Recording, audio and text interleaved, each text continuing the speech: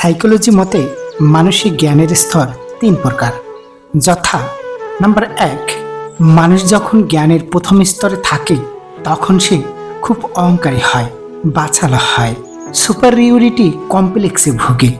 Number ২, মানুষ যখন জ্ঞানের দ্বিতীয় স্তরে থাকে তখন সে খুব বিনয়ী হতে শুরু করে, কথা কম বলতে শিখে, ভাবতে শিখে। নাম্বার ৩, আর যখন জ্ঞানের দ্বিতীয় স্তরে আসে তখন মানুষ মনে করে আমি কিছুই না, আমি কিছু জানি না, আমার কিছুই নেই, অযথা সময় নষ্ট করে না। বেফাস কথা বলার চেয়ে চুপ থাকাই শ্রেয়। যদি তুমি কখনো অপমান বোধ করো তাহলে অপরকে সেটা বুঝতে দিবে না। তুমি যদি কোনো লোককে জানতে চাও তাহলে তাকে প্রথমে ভালোবাসতে শিখো। সবচেয়ে কঠিন কাজ হচ্ছে নিজেকে চেনা, আর সবচেয়ে সহজ কাজ হচ্ছে অন্যকে উপদেশ দেয়া। যদি সর্বোচ্চ আসন পেতে চাও তাহলে নিম্ন স্থান থেকে আরম্ভ করো। সৎ পরামর্শের চেয়ে কোনো উপহার অধিক মূল্যবান নয়। কথাবার্তায় ক্রোধের পরিমাণ খাবার লবণের মতো হওয়া উচিত। পরিমিত হলে রুচিকর, অপরিমিত হলে ক্ষতিকর। কিভাবে কথা বলতে হয় না জানলে কিভাবে চুপ থাকতে হয় তা শিখে নাও। জীবনের প্রতিটি সিঁড়িতে পা রেখে উপরে ওঠা উচিত। ডিঙিয়ে উঠলে পড়ে যাওয়ার সম্ভাবনা বেশি। ধৈর্যশীল ব্যক্তির ক্রোধ থেকে সাবধান। পরের উপকার করা ভালো, কিন্তু নিজেকে পথে বসিয়ে নয়। যে নদীর গভীরতা বেশি তার বয়ে যাওয়ার শব্দ কম।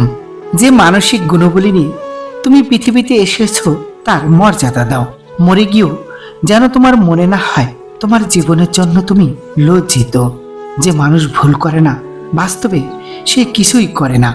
সুন্দরভাবে বাঁচতে হলে তোমার দুটো জিনিস দরকার, তা হচ্ছে বুদ্ধি এবং রুচিবোধ। তোমার পিঠে কেউ ততক্ষণ পর্যন্ত চড়তে পারবে না যতক্ষণ না তুমি পিঠ নিচু করো। তুমি পাহাড়ের চূড়ার মতো হইও না, কারণ এতে তুমি মানুষকে ছোট দেখবে আর মানুষও তোমাকে ছোট দেখবে। যে ব্যক্তি কাউকে গোপনে উপদেশ দিল সে তাকে খুশি করলো ও সুশোভিত করলো, আর যে ব্যক্তি প্রকাশ্যে কাউকে উপদেশ দিল সে যেন তাকে লাঞ্ছিত করলো ও কলঙ্কিত করলো।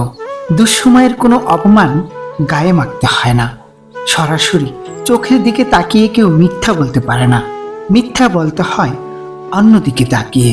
কাউকে জ্ঞান বিতরণের আগে জেনে নিও যে তার মধ্যে সেই জ্ঞানের পিপাসা আছে কিনা।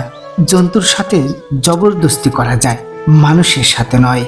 অতি প্রিয়জনদের হাত নেড়ে বিদায় জানাতে খুব কষ্ট হয়, আবার এই কষ্টের সঙ্গে এক ধরনের আনন্দ থাকে। মুখের হাসি সবাইকে দেখানো যায়, চোখের পানি কাউকে দেখাতে নেই। সব মানুষই দিনের কিছু সময় নিজের সঙ্গে কথা বলে। পাশের অতি প্রিয়জনও কি বলছে না বলছে তা কানে যায় না। জীবনের আনন্দময় সময়ের একটি হচ্ছে ঘুম ঘুম ভাব নিয়ে শুয়ে থাকা। বিপদের ইঙ্গিত মানুষের কাছে আগে আগে পৌঁছে আল্লাহ পাক মানুষকে ইশারা দেন। সেই ইশারা সবাই বুঝতে পারে না।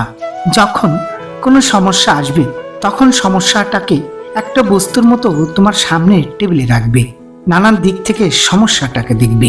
একসময় লক্ষ্য করবে সমস্যাটির একটা দুর্বল দিক আছে, তুমি আক্রমণ করবে দুর্বল দিকে। এই পৃথিবীতে খুব অল্প সংখ্যক মানুষই আছে যারা জীবনের মোহের কাছে পরাজিত হয় না। অতি দূরত্ব রাস্তায় খানিকক্ষণ ঘুরলে ভালো লাগে। মানুষের জন্মই হয়েছে দ্রুত চলার জন্যে, এক জায়গায় দাঁড়িয়ে থাকার জন্য না। গাছ এক জায়গায় দাঁড়িয়ে থাকবে, মানুষ গাছ নয়। সৎ প্রবৃত্তি নিয়েই মানুষ জন্মায়, চারপাশের মানুষটাকে অসৎ করে। প্রিয় বন্ধুগণ, ভিডিওটি ভালো লাগলে অবশ্যই চ্যানেলটি সাবস্ক্রাইব করবেন এবং লাইক, কমেন্ট, শেয়ার করে আমাদের পাশেই থাকবেন। আপনাদের একটি লাইক আমাদের ভিডিও বানানোর মূল উৎস। ধন্যবাদ।